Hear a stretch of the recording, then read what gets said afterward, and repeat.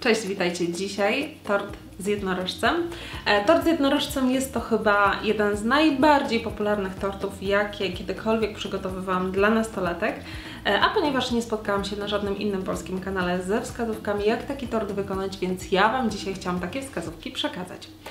Dodatkowo chciałabym zachęcić wszystkich tych, którzy marzą o takim torcie, o zrobieniu takiego tortu, ale niewiele mieli wspólnego do tej pory z dekorowaniem czy z pieczeniem tortów, aby się odważyli, ponieważ ten tort wiele wybacza, ta dekoracja jest stosunkowo nietrudna i przy odrobinie chęci myślę, że bez trudu taki tort wykonacie.